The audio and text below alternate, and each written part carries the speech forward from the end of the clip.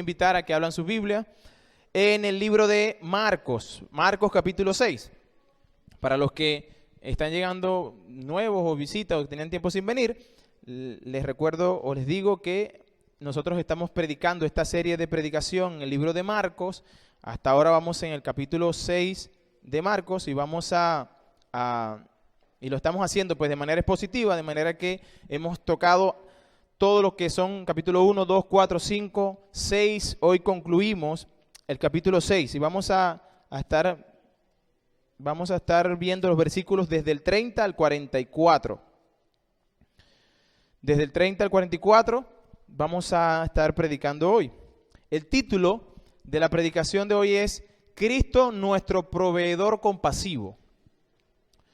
Y usted verá por qué le he puesto ese título en el transcurso del mensaje, se dará cuenta. Cristo, nuestro proveedor compasivo.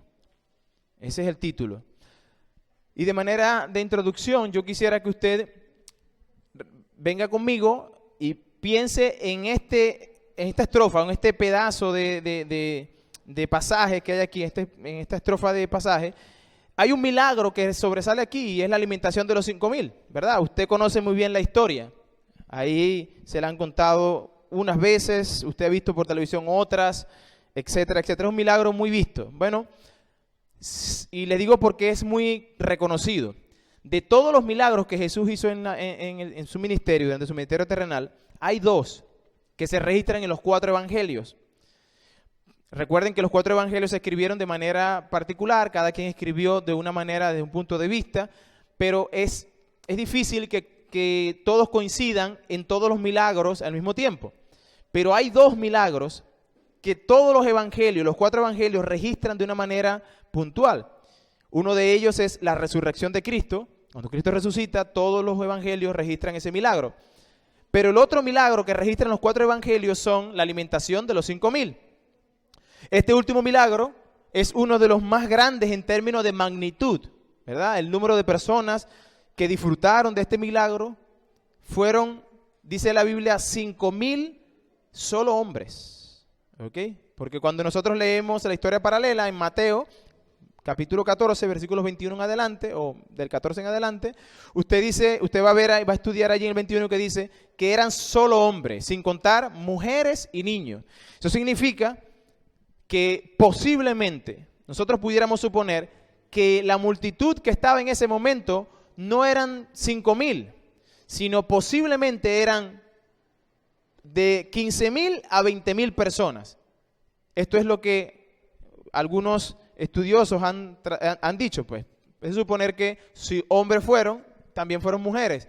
Y si la misma cantidad de hombres, que son 5,000, fueron en mujeres, estamos hablando de 10,000 ya. Y si pongamos que cada persona llevó un muchacho o 2 muchachos, estamos hablando de 15,000 a 20,000 personas. Es razonable pensar eso. Así que este es el milagro que disfrutó más, o más bien fueron partícipes más personas a un mismo tiempo.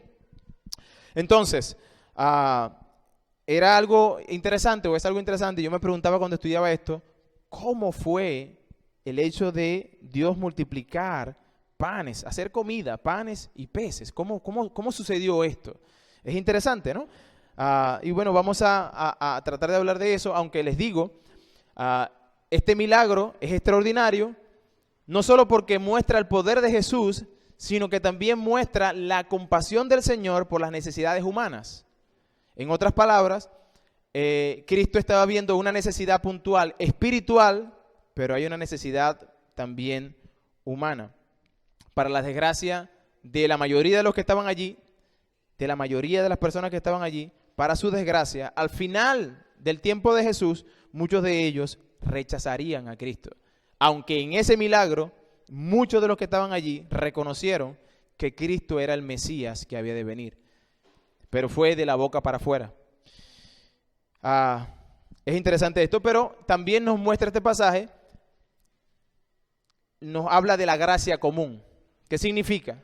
Significa que a pesar de que muchas de las personas que estaban allí no creyeron y no iban a creer, no por eso el Señor se limitó a hacer el milagro, sino que dio gracia dio misericordia a aquellos que no creían. De tal manera que el Señor muestra una vez más la gracia común. Hay una gracia especial que es aquella que tienen los que son hijos de Él. Y está la gracia común, que es la que tiene sobre toda la humanidad. La Biblia dice que la lluvia cae sobre creyentes y no creyentes, ¿verdad? Es decir, que hay un campesino que no cree en el Señor, pero él siembra y el Señor que envía la lluvia y las matas crecen. También al cristiano, de tal manera que la lluvia es muestra de que Dios tiene gracia común, pero hay una gracia especial que solo tiene para con sus hijos. En este pasaje nosotros veremos a Cristo como proveedor del descanso alcanzado.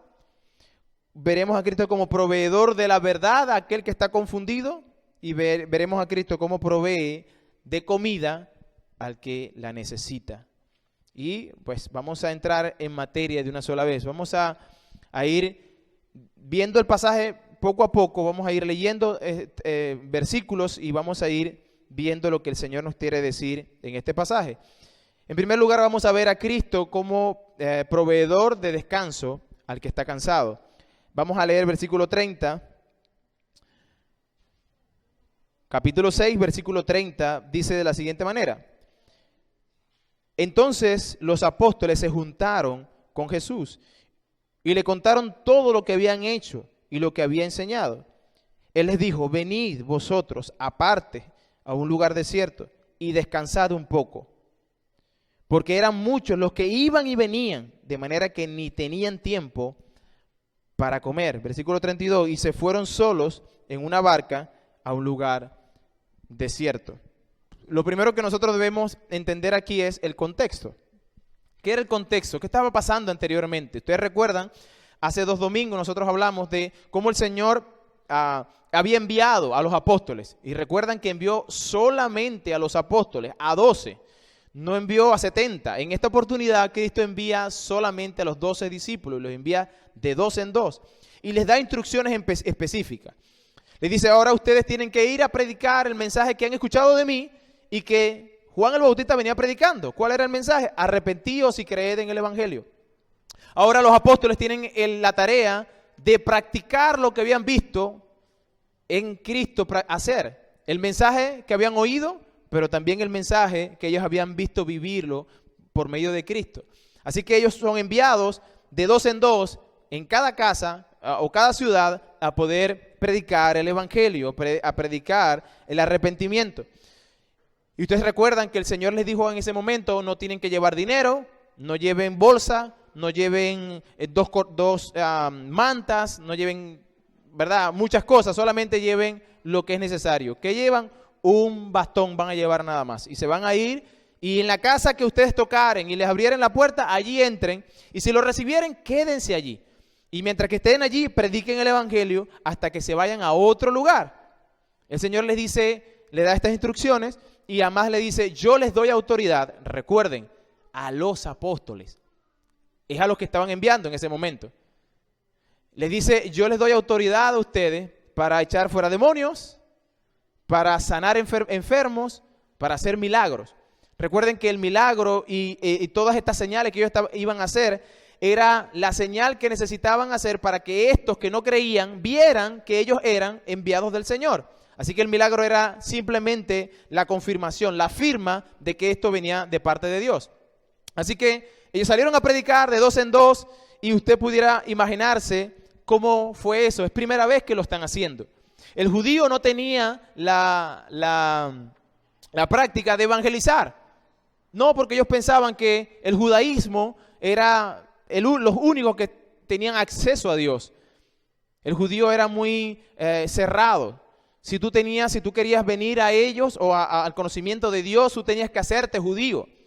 Y déjenme decirle que eso está totalmente errado. Eso no es bíblico. Cristo le dice, no, así no es. Así no es. Ustedes han invalidado la ley de Dios con sus tradiciones. Y saben, hay ciertas cosas que nosotros estamos viviendo hoy en nuestra localidad, pues, que hay muchas iglesias, muchas personas que están predicando el judaísmo en vez del cristianismo. Y ahora vemos elementos que se usaban en el tiempo del judaísmo y lo traen al tiempo de ahora simplemente como para causar emoción y traer de parte de la gente algún mover emocional. Pero ese mover emocional no tiene nada que ver con lo verdadero. Es simplemente un mover emocional. Ahora hay personas que se paran en el púlpito a tocar el shofar, es decir, un cuerno de animal que se tocaba, que eran las trompetas en el tiempo bíblico, y ahora se hace eso y se dice que cuando tú haces eso, la presencia de Dios está allí. Bueno, eso no es lo que la Biblia dice. La Biblia enseña que Él está en todo lugar. Él es omnipresente, es decir, Él está aquí y está en su casa y en la China y donde sea, en todo lugar Él está. De manera que eso de que si tú tocas el shofar, pues la presencia de Dios se manifestará de una manera diferente, eso no tiene nada que ver con la Biblia. La Biblia enseña que cuando la palabra de Dios es predicada, Dios está hablando. Es la Biblia la que se debe predicar y no algunas prácticas judaizantes. Y así como esas otras prácticas que no tienen nada que ver, que no tienen nada que ver con la verdad, sino que simplemente mueven la emoción. Bueno, los apóstoles salieron a predicar. Y a predicar como lo hacemos muchos de nosotros. O sea, nosotros tuvimos el tiempo de Semana Santa, fuimos a un lugar, hicimos como campañas, tocamos puertas, hablamos del evangelio con personas. Y usted se imaginará para ellos por primera vez hacer esto. No llevaban comida, no iban en grupos, sino eran grupos pero de dos. No era el despelote de gente. Así que ellos estaban extendiendo el ministerio de Cristo en la expansión de eso que el Señor le mandó a hacer. Y usted se podrá imaginar que ellos estaban cansados. Ese es el contexto para entrar en este pasado. Ellos estaban cansados del recorrido. Ahora, yo quisiera enumerarles algunas ciudades por las cuales ellos fueron. Y no solamente enumerarles ciudades, sino los kilómetros que ellos recorrieron, que tuvieron que recorrer. El territorio que ellos recorrieron fue de 80 kilómetros de largo por 40 kilómetros de ancho. Eso significa que ellos estuvieron caminando por alrededor de 3.200 kilómetros cuadrados. Y esto no era que iban a ir en un día, lo hicieron. Porque ellos tenían que ir a un lugar, predicar y moverse a otro lugar. No era predicar un mensaje como el que se predica hoy. Ven, trae tus diezmos y ofrenda y Dios te multiplicará. No, era predicar el verdadero evangelio. Era predicar a Cristo y a este crucificado. ¿Y cómo yo sé eso? Bueno, porque el mensaje que ellos llevaron fue arrepentíos y creed en el evangelio. El mismo mensaje que Cristo predicó. Ellos recorrieron ciudades como Nazaret, Capernaum, Corazín, Betsaida, Caná, Tiro, Sidón, Betfagé, Betania, Gadara, Naín, Magdala, Tolemaida, Hexemaní, Tiberia, Ramá, Cesarea de Filipo, Jasor, y pare usted de contar. No fue simplemente ir a Tres Picos. Vamos a las Torres. No, es ir a muchos lugares. El historiador Flavio Josefo dice que él enumeró en la región de Galilea unas 45 ciudades aldeas y no las mencionó todas. Yo mencioné solamente algunas. Esto no fue solo un momentico que fueron a salir, sino que posiblemente duró semanas o meses haciendo esto. Y lo único que hacían era predicar, predicar, predicar. Pero ellos tenían un agravante. Cristo les advirtió que serían rechazados. Así que tenían el agravante que personas le iban a tirar la puerta en su cara. Que posiblemente en alguna de estas ciudades personas no iban a querer abrir su puerta. Iban a tirar la puerta en su cara y Cristo les dice, desacudan su pie allí y muévanse a otro lugar. Así que probablemente ellos tuvieron en ocasiones, experimentaron el rechazo, pero también experimentaron la persecución. Imagínense a un grupo predicando a Cristo en medio de una sociedad que lo que se conocía o lo que predicaba era, no, tú tienes que guardar la ley. Pero predicar a Cristo es gracia. Entonces vas a tener persecución. Es como que si hoy usted estuviera en España o en Europa y usted va a predicar en las calles que Dios ha instituido a la familia, un hombre y una mujer, y ellos pues engendrarán hijos, y esto será la familia. Usted va a experimentar no solamente rechazo, violencia física. Usted puede experimentar, si usted hace eso en ese lugar, puede experimentar la cárcel, porque usted está siendo una persona conflictiva. Imagínense usted eso. Bueno, ellos experimentaron todo este tipo de cosas, así que usted puede imaginarse por un momento lo cansado que ellos podían estar. cuando ellos vemos el versículo 30 que dice que entonces los apóstoles se juntaron con Jesús, es decir, fueron, hicieron todo el recorrido, vinieron donde estaba el Señor y le contaron todo lo que había sucedido y cómo y todo lo que habían enseñado y todo. Mira, se someten las personas, otras me rechazaron, me tiraron la puerta en la cara. Señor, pasé por un lugar y me tiraron un tomate. ¡Wow! Increíble. Todo eso pasó. Y el Señor los ve emocionados, todo lo que hicieron, pero luego les dice, venid vosotros aparte a un lugar desierto y descansad un poco. El Señor estaba viendo el esfuerzo que ellos tenían y fíjense que Dios es compasivo. El Señor mira lo que ellos han hecho, el trabajo que estaban haciendo y nota en la vida de ellos cansancio. El Señor les dice, vamos a descansar un poco. Aunque no me contaron del cansancio y me contaron cuán maravilloso fue todo esto, yo estoy seguro que están cansados. Hermanos, y yo aquí hay una nota que quiero dejar bien puntual. El hecho de que ciertamente usted y yo, que hacemos la obra del Señor, nos cansamos. Somos humanos. El mismo Cristo se cansó. ¿Usted recuerda? Ya lo vimos también en Marcos cuando Él estaba en la barca durmiendo. ¿Cuál fue el motivo? El motivo fue que el ministerio lo estaba agotando. Mucha gente venía donde estaba Él y no lo dejaba ni comer, dice el pasaje. Inclusive Cristo tenía que montarse en una barca y echarse al agua porque la gente venía y lo apretaba porque querían tocarlo. Estaba cansado. Él se apartaba muy de mañana a orar y no lo dejaban ni siquiera orar. Iban a buscarlo. Maestro, hay mucha gente allá esperándote, vamos.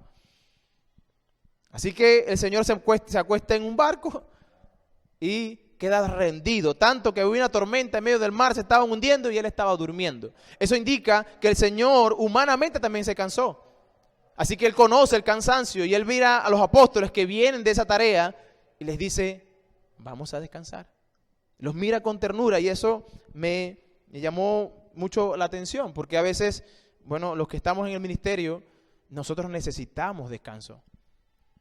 Y lo necesitamos no porque, hay que darle descanso porque hay que darle descanso, pero yo no descanso, el Señor sigue trabajando, sí, pero la Biblia enseña que somos seres humanos y que cuando tú no descansas ese cuerpo que el Señor, y es templo del Espíritu Santo, ese cuerpo el Señor le dio 6 días para trabajar y 1 para descansar.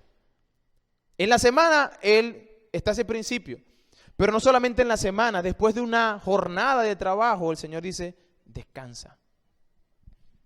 El esfuerzo era tal que no tenían tiempo para comer, imagínense usted eso. ¿Sabe? Hay momentos en la vida, y usted sabe, no me gusta hablar mucho de mis testimonios, pero hay momentos que estoy en esa ocasión y no me da tiempo a comer. Mi esposa, gracias a Dios por mi esposa, siempre está allí. No, tienes que comer. A veces cuando vengo para la iglesia en la mañana, no quiero comer. No, vamos porque vamos, ve la hora que es. No importa, como después. No me da tiempo. Pero cómete un mordisquito y otro poquito. Cuando percata me comí toda la comida. Ese es el amor de esposa, ¿verdad? Sí, pero a veces no da tiempo. A veces esta semana me tocó decirle a 2 personas, bueno, a una persona la llamé, no me contestó, tenía una visita pendiente, no pude estar y me sentía mal. Con otra persona le dije, tal día voy a estar ahí, no te preocupes, voy a estar ahí. Pero empecé a hacer una cosa y tuve que llamar y decirle, no puedo. Se me complicó la mañana. Es difícil. Y el trabajo en el Señor cansa. Pero lo que sí usted debe estar consciente, y yo estoy consciente, de que el Señor es compasivo. Y Él sabe, Él conoce nuestro cansancio y sabe, nos aparta. Es tiempo de descansar. Y a veces lo hace con ternura. A veces lo hace a la fuerza. Yo recuerdo que hace tiempo mi pastor decía, me tomaba cuando me veía ajetreado, me tomaba en el hombro y me decía, muchacho, hay más tiempo que vida. Yo no entendía la frase. Al principio no la entendía. La escuchaba, pero no la entendía. Y decía, hasta un tiempo le dije, pero ¿qué significa que hay más tiempo que vida? Bueno, significa que tú estás todo ajetreado, haciendo. Yo sé que estás haciendo la obra del Señor, pero a veces tienes que sentarte y escuchar al Señor, porque el Señor muchas veces te dice descansa, pero tú no lo quieres escuchar, porque crees que la obra depende de ti. Y no, tú mueres y la obra va a continuar. Otro vendrá en tu lugar. ¿Y sabe qué va a pasar? La gente olvidará lo que hiciste. Y listo, vas a caminar. Hay más tiempo que vida, la vida es corta.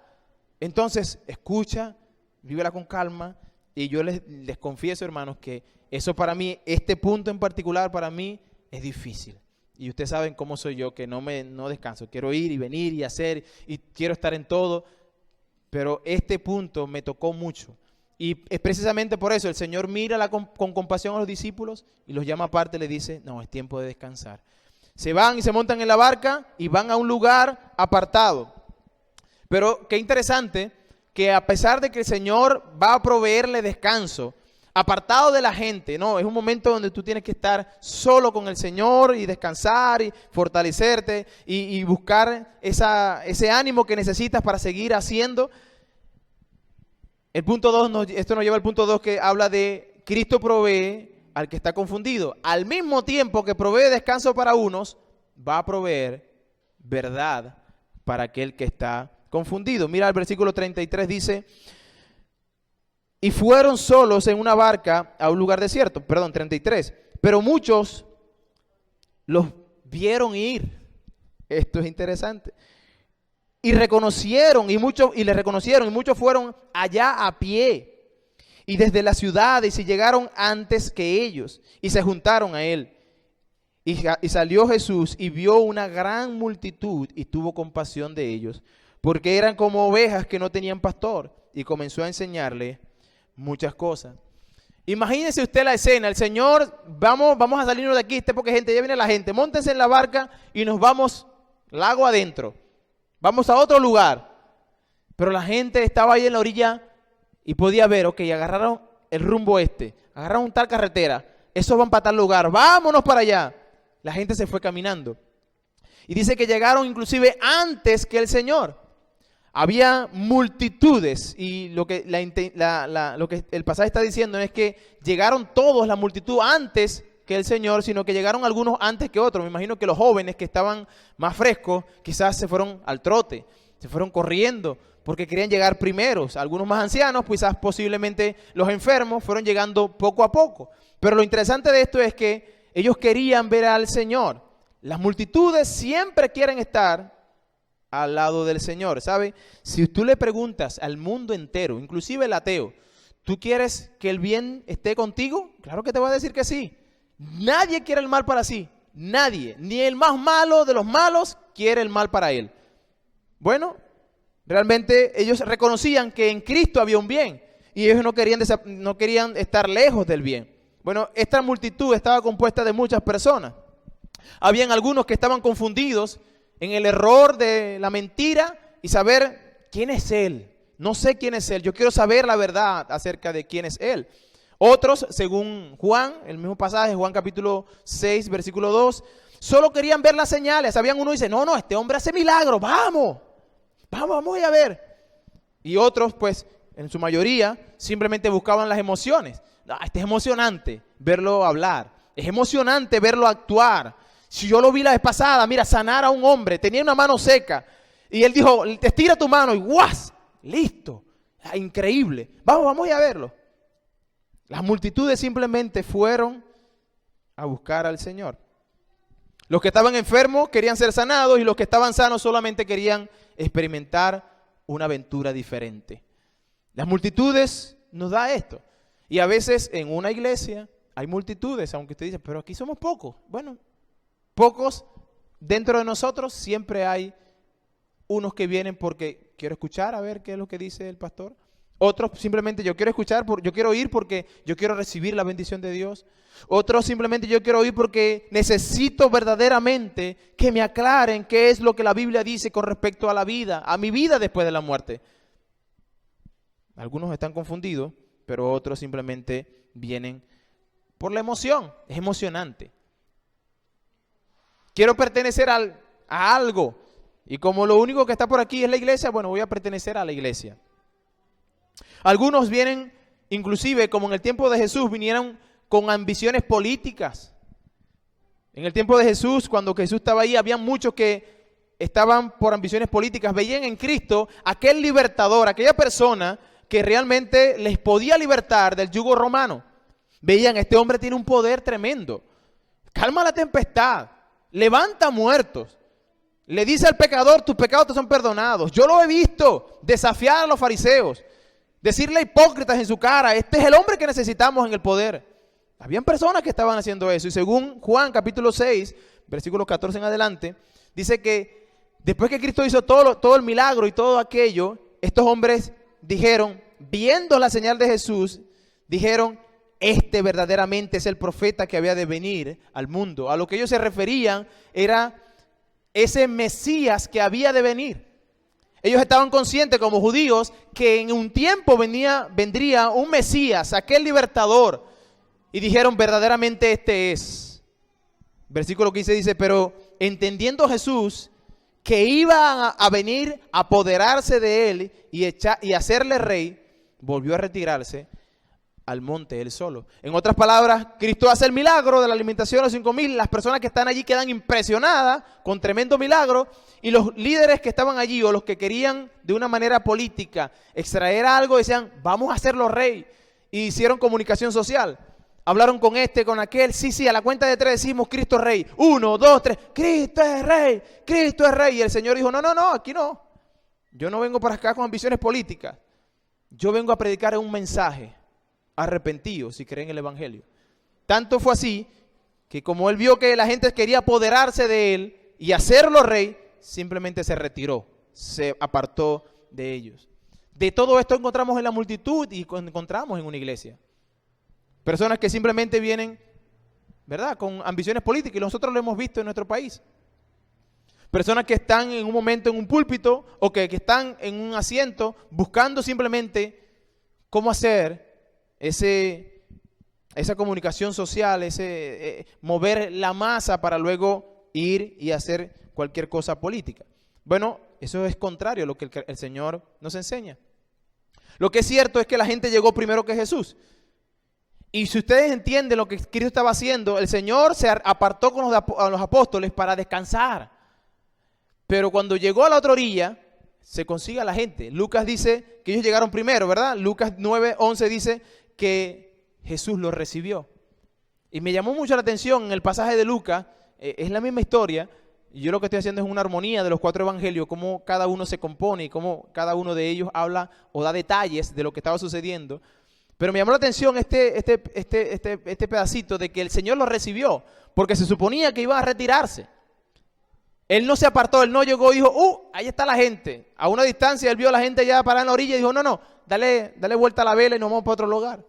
Él no hizo eso.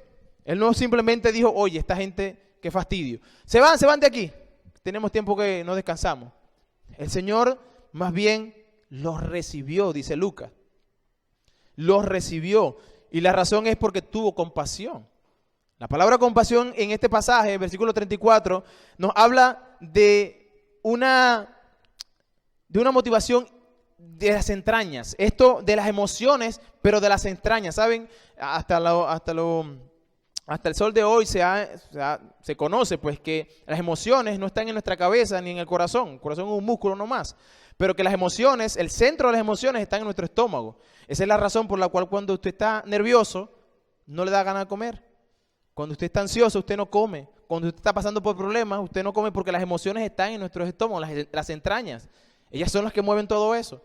Entonces, no es, pastor, es que estoy angustiado, yo ya ni como. Bueno, el problema no es el estómago, el problema es la angustia que usted tiene. Quítese la angustia y usted verá que le va a dar hambre. Punto.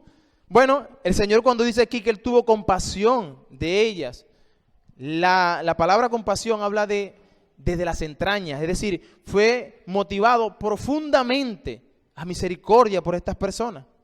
¿Y cuál fue el motivo fundamental? Razón como tal, eran ovejas sin pastor. A las personas a las cuales Cristo está hablando, conocían muy bien de la metáfora pastor-oveja. Ellos entendían perfectamente cuando Cristo dijo son como ovejas sin pastor. Ellos podían entender, los apóstoles que estaban ahí podían entender todos los peligros que eso representaba. Pero quizás usted y yo no porque no tenemos una cultura ovejera de pastores y ovejas. La analogía, lo que trataba de decir, o lo que trató de enseñarle Cristo es que las personas, Cristo vio a las personas así como ovejas que no tiene quien las cuide. Y realmente cuando tú tienes una oveja y no tienes pastor, cuando hablo de oveja hablo de animal, ¿verdad? El animal, si no tiene guía, ellas son indefensas. Las ovejas no pueden limpiarse por sí mismas, es decir, ellas tienen lana y cada vez que el pelo, la lana crece, Eso es pesado, se moja, se encharca y eso pesa y pesa y pesa y pesa y ellas sufren por eso. Ellas no pueden quitarse el pelo solo. Ellas no es como un perro que hacen y se quitan la lana, no pueden. Necesitan a un pastor que la trasquile.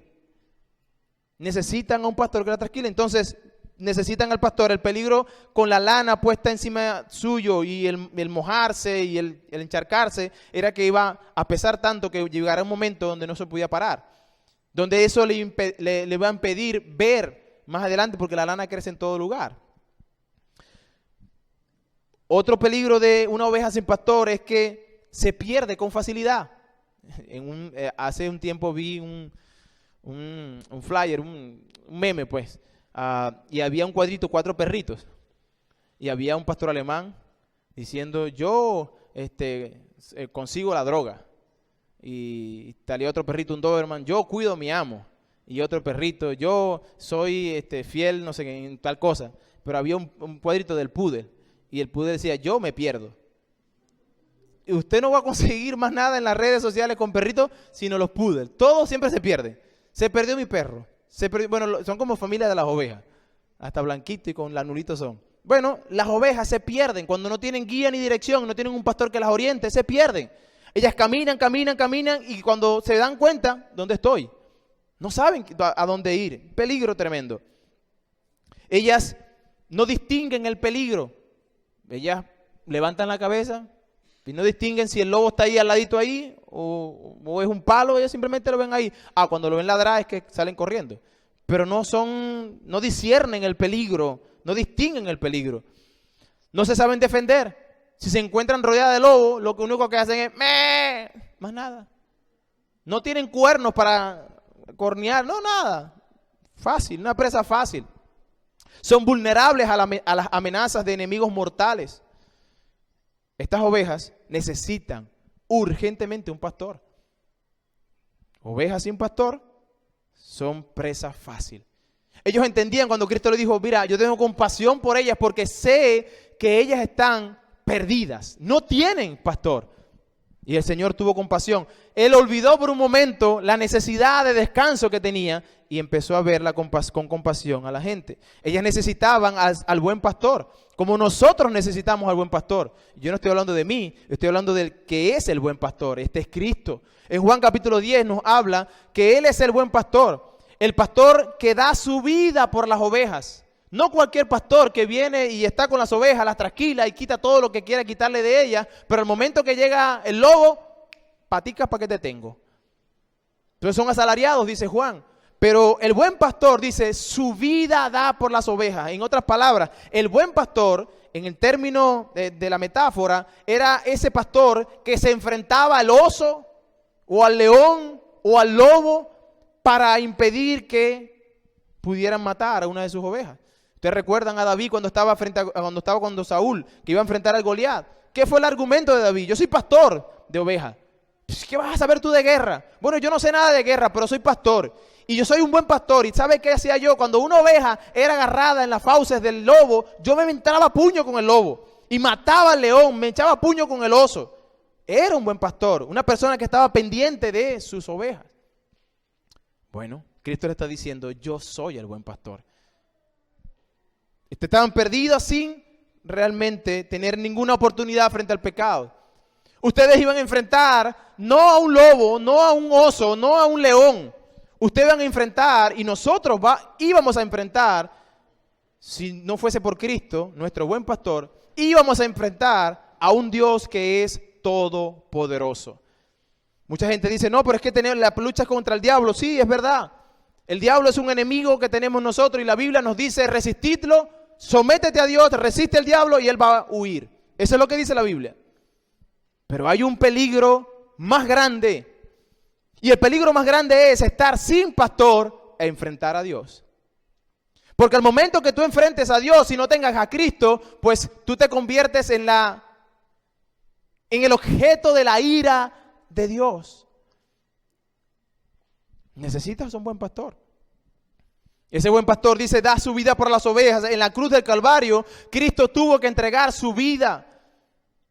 Porque había algo que estaba matando a las ovejas, un peligro inminente, y eso se llama pecado. Usted y yo siempre vamos a sucumbir frente al pecado. No, el pecado no es algo que usted pueda simplemente echar a un lado. El pecado está en usted, y aunque usted sea cristiano hoy en día, hermano, entienda que usted sigue siendo pecador y que necesita todos los días de ese buen pastor. Él nos dio salvación. Jesús estaba deseoso de limpiar y proteger, de alimentar a las ovejas que estaban perdidas. Él quería llevarlas a este redil eterno y quiere llevarlas al redil eterno. Si ciertamente tú estás aquí y no tienes a Cristo como tu buen pastor, mi consejo es arrepiéntete. Arrepiéntete. Y si escuchas su voz, ¿por qué no venir al buen pastor? No endurezca tu corazón. Ven a Cristo porque ciertamente Él te cuidará, te protegerá, te limpiará. Y aunque andes como oveja que no sabe dónde caminar, pues Él vendrá con su vara y su callado y te van a infundir aliento, como dice el Salmo 23. Nos llevarán a comer pastos delicados. Él nos cuidará aunque andemos en valle de sombra de muerte. Dice que estaremos con Él cenando en su casa. Hay una mesa que está preparando para nosotros. Es como cuando son las 11:30 y las tripas empiezan a tronar, ¿verdad? Usted está trabajando en la casa o en otro lugar, ya a las 11:30 el estómago está diciendo, ay, ay, ay, tengo hambre. Y mamá está en la casa preparando la comida y ya ella pone el plato en las mesas y dice, muchachos, a comer. Ay, ay, ay. Bueno, el Señor está preparando esa mesa. Pero ¿quiénes son los que escuchan su voz y vienen a comer?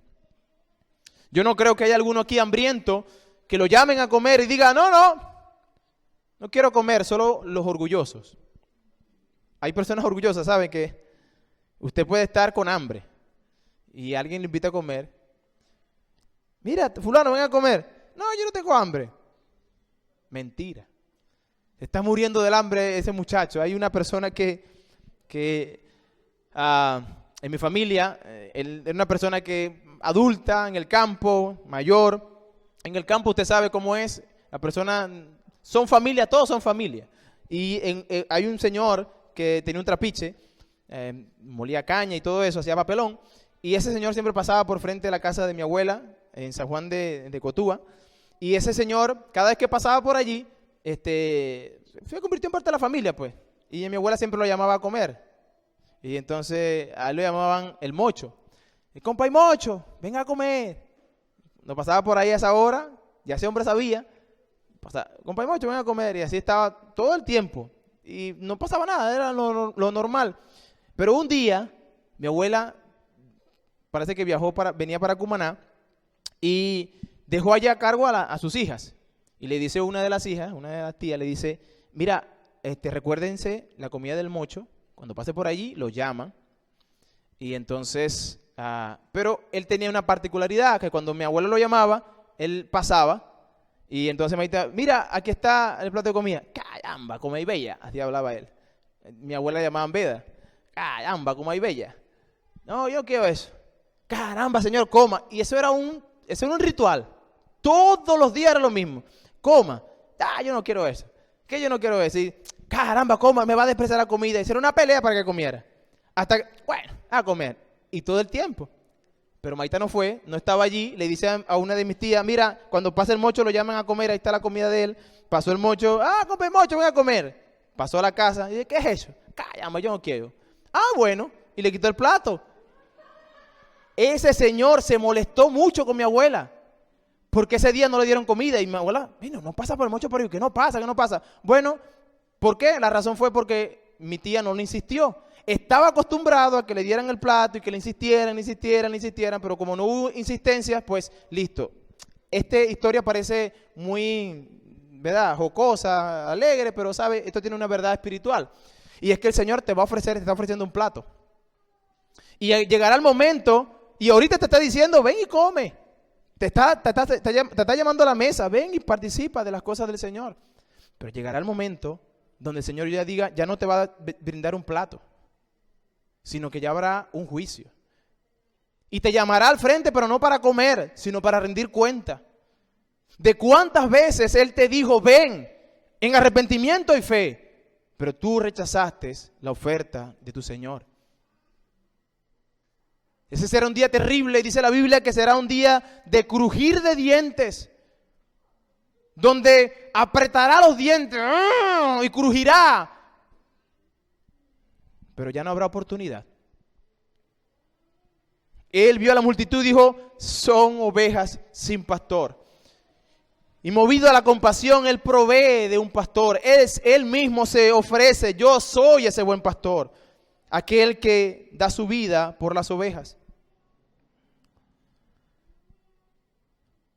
Yo no sé si tú has escuchado la voz de Dios, pero si has escuchado la voz de Dios, una vez más te digo, no endurezca tu corazón. Ven a Él, porque llegará el momento que ya no se te ofrecerá comida, sino se te pedirá cuenta. Ahora, el Señor los recibe, los mira con compasión y literalmente el versículo en Lucas 9:11 dice que no solamente los vio con compasión y vio a la gente que, le eran como ovejas sin pastor, que no tenían guía ni dirección, sino que cuando los vio así, y nosotros entendemos que lo que estaba hablando era espiritualmente, eran personas que estaban perdidas espiritualmente, y el Señor dice, y empezó a enseñarles. Ahora, ¿qué le empezó a enseñar? Porque nosotros pudiéramos decir aquí, bueno, Cristo sí, Cristo les enseñó, pero me imagino que le enseñó de la vida, de lo que... No. El pasaje en Lucas 9, versículo 11, nos dice que les enseñó acerca del reino de Dios. Y si usted lee el versículo 34, dice, y comenzó a enseñarles muchas cosas. Esto no fue que llegaron y en media hora terminó todo.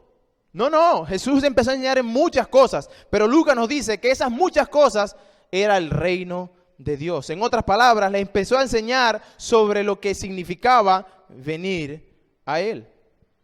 Cristo proveyó de un buen pastor, Él mismo dijo, pues soy el buen pastor. Pero en tercer lugar, Cristo miró con compasión a estas personas. Y Él extiende primeramente la necesidad o ve la necesidad primaria o puntual de cada individuo. ¿Y cuál es? La espiritual. Por eso Él tomó tiempo para enseñarles muchas cosas y muchas cosas sobre el reino de Dios. Pero también Él vio las necesidades personales. Estaban necesitados. Y esta necesidad era algo temporal. Que si Él no suplía lo temporal, no importa. Porque era lo más importante, era lo espiritual. Cristo tomó el tiempo para enseñarle lo espiritual y luego mira las necesidades personales y va a hacerse cargo de alguna de ellas.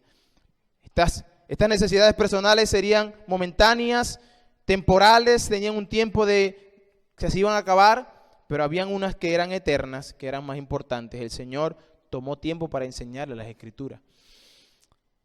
Pero después le proveyó de comida. Cristo se convirtió en el proveedor de comida para aquellas personas que lo necesitaban. Versículos 35 en adelante dicen, cuando ya era muy avanzada la hora, fíjense, Cristo llegó temprano, pero ya era muy avanzada la hora, es decir, pasó tiempo enseñándole. Avanzada la hora, sus discípulos se acercaron a Él diciendo, el lugar es desierto y la hora es muy avanzada, despídelos para que vayan a los campos alrededor y aldeas alrededor y compren pan, pues no tienen que comer. Respondió Él y les dijo, denle vosotros de comer. Ellos le dijeron, que vayamos y compremos pan por 200 denarios y le demos de comer. Él les dijo, ¿cuántos panes tenéis? Id y vedlo. Y al saberlo, dijeron, 5 panes y 2 peces. Y les mandó que se hicieran recostar por grupos sobre la hierba verde, y se recostaron por grupos de 100 en 100 y de 50 en 50. Entonces tomó los 5 panes y los dio y los 2 peces, y levantando los ojos al cielo, bendijo para que fuesen, los bendijo, y los partió los panes y dio a sus discípulos para que los pusiesen delante, y repartidos los 2 peces entre todos, y comieron todos y se saciaron. y recogieron, de los pedazos 12 cestas llenas, y de los que sobró de los peces, y los que comieron eran como 5,000 hombres. Algo interesante en este milagro es que usted se puede imaginar, eran como las 4 de la tarde, de 4 a 6 de la tarde, antes de que el sol declinara, la gente estaba allí, tenían hambre, los discípulos toman una decisión, viendo que el maestro está enseñando, ellos que están ahí pendientes de lo que estaban haciendo, dice, oye, es razonable que pueda decir a la gente, Señor, mira, dile a la gente que ya es bueno, que está bueno, que vayan a sus casas porque realmente es difícil, que no tienen que comer, esta gente tiene hambre, ¿qué vamos a hacer con ellos? Esta multitud está aquí y no tenemos dinero tampoco. Bueno, los discípulos habían visto alrededor inclusive y lo que habían visto era puro campo, no había una casita por ahí para decir, vamos a pedirle a esa señora que nos dé para cocinar, aunque sea. No había nada, era puro campo. Por eso le dicen, maestro, despide a la multitud, dile que se vayan. ¿Cuál fue la respuesta del Señor? La respuesta del Señor fue, denle ustedes de comer. Eso es como que, ¿qué? Yo me imagino la cara de los discípulos ahí, los apóstoles. ¿Cómo? Y viéndose entre nosotros. ¿Qué? Ya, maestro, ¿qué usted dijo? No, que le den ustedes de comer. Denle de comer. Pero Señor, mira, 200 denarios no bastan para comprarle comida a toda esta poca gente. Eso no cabe en la mente del hombre. Esto no es posible. Y lo que realmente estaba haciendo Cristo es poner a prueba la fe de los discípulos. Y al mismo tiempo que ellos pudieran ver y experimentar, no hay solución humana para esto. Para este problema que nos plantea el Señor, no hay solución humana. Inclusive Juan nos declara algunos detalles en cuanto a qué fue lo que pasó en realidad. Dice que le pregunta a Felipe, mira, esta gente que está aquí, busquen darle que comer, vayan a comprar para darle de comer a esta gente. Pero ya el Señor sabía que no tenían plata. Porque el Señor no lo va a mandar teniendo plata porque van a ir. Pero no tenían dinero. Y Felipe está ahí, pero Señor, ¿cómo es posible que tú me mandes a mí a comprar? Mira, 200 denarios no me alcanzan, Señor. 200 denarios era el salario de 8 meses de un hombre. Hermano, era dinero para esa época. Y no se conseguían tan fácil. La pregunta de los discípulos, al hacer esta pregunta, Señor, pero 200 denarios no nos alcanzan, muestra su falta de fe. Ellos estaban enfocados en el problema y la solución del problema humanamente. Ellos no vieron que quien estaba delante de ellos era el Señor, el creador de todas las cosas. Y que Él podía crear comida. Hermano, crear comida. No estoy diciendo que hacer comida es decir, buscar el maíz, triturarlo. No, Él creó comida. Increíble. Ellos se enfocaron tanto en el problema y en buscar la solución humana que no consideraron al Señor, al Jehová Jireh, aquel que provee. Esa figura que en el Antiguo Testamento era mostrada como el que Dios que provee la comida y el que proveyó maná del cielo. Ellos no vieron eso, no se acordaron nunca de eso. Simplemente pensaron, ¿qué tenemos?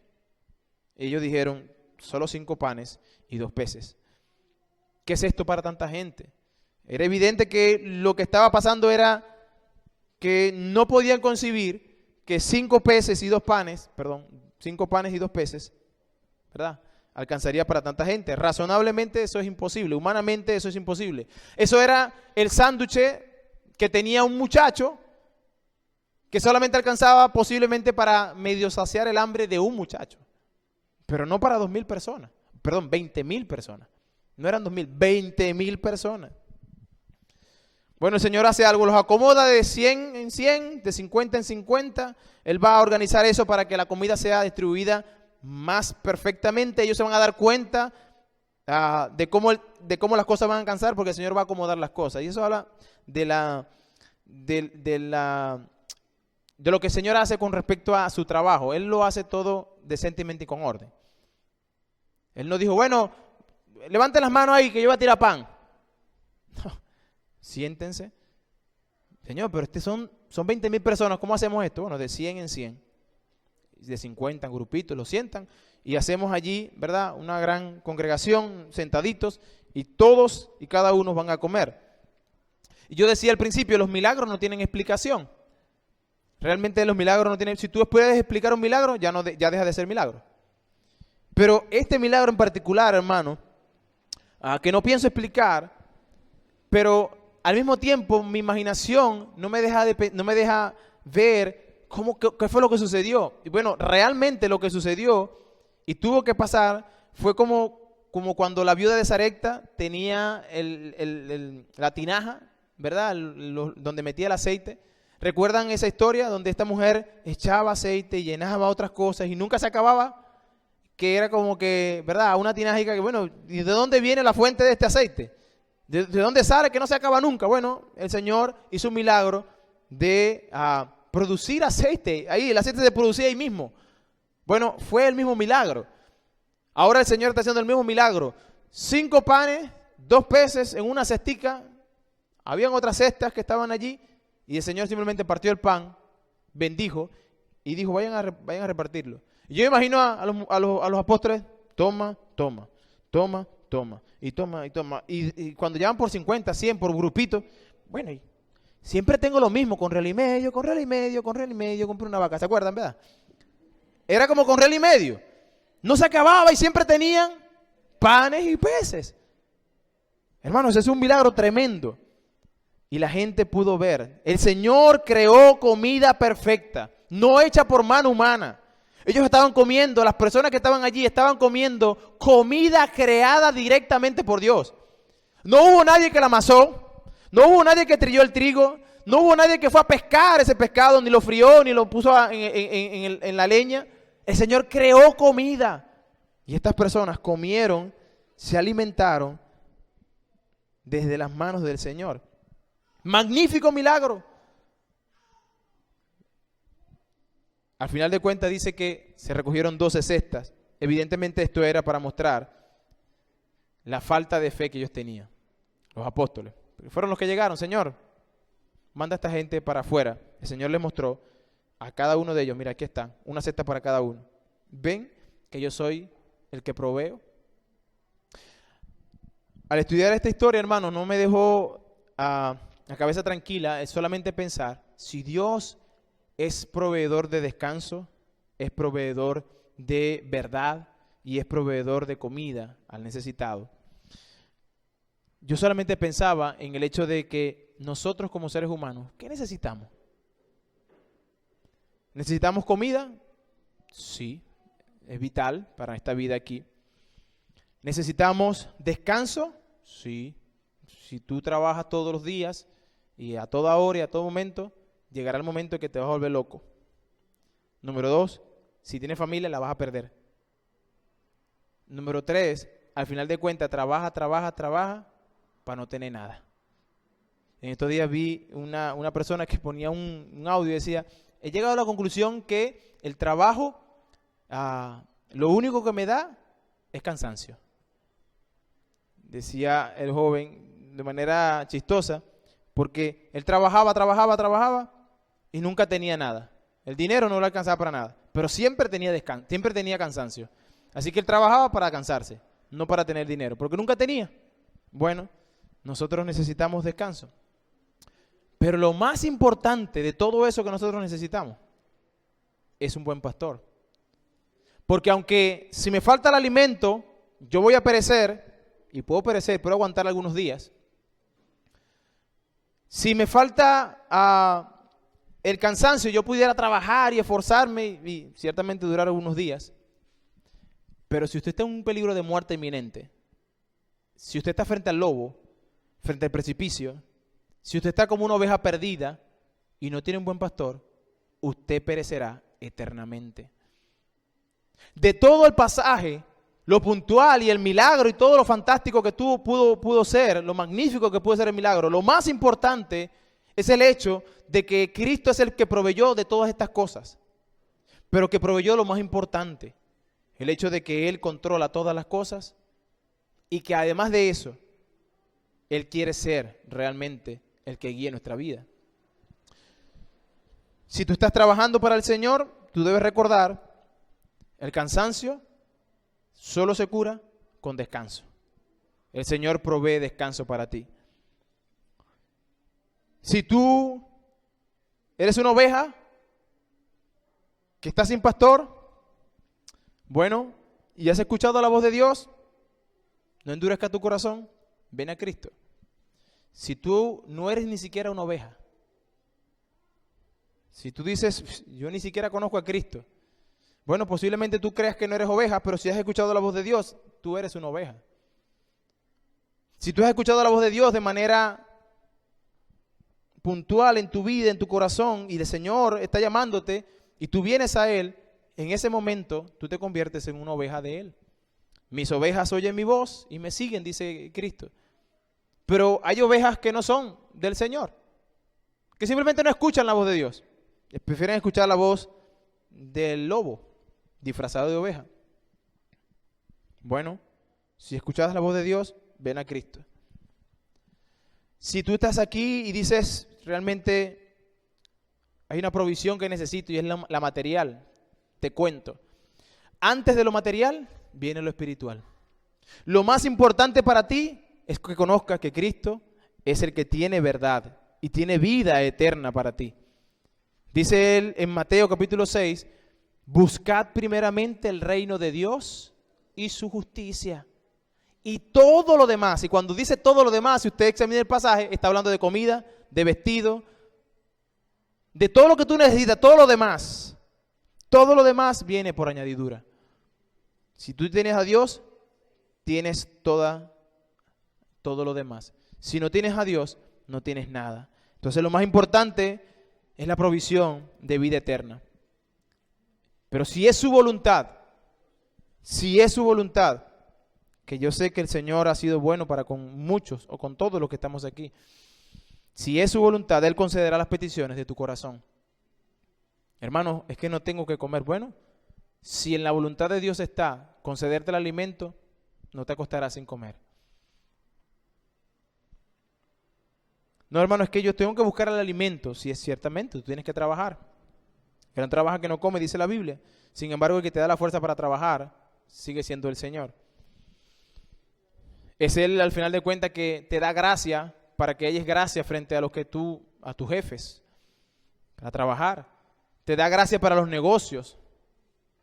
Es Dios quien hace eso. Pero en ocasiones Dios tiene que quitarlo. ¿Para qué? Para que te des cuenta que eres oveja y que eres una oveja sin pastor y que ese pastor, que es bueno y se llama Cristo, está llamando a la vida, a su vida. Mi llamado o el llamado del Señor es: no endurezca su corazón. Si realmente has escuchado la voz de Dios, ven a Cristo y Él ciertamente hará como Él quiere. Si estás cansado, venid a mí todos los que estéis cansados y trabajados, y yo os haré descansar, dice el Señor. Mateo 11, 28 al 30, habla de que si estás cansado, Él te hace descansar. Pero también dice en Juan 3:16, 17 y 18 y el 36, habla de que en Él está la vida eterna. El que cree en Él tiene la vida eterna, pero el que no cree está condenado. Al final de cuentas, el mensaje puntual es: Dios provee. Usted ciertamente debe querer esa provisión. Si no lo quiere, perecerá. Si la quiere, pues entonces ¿qué le impide que venga a Él?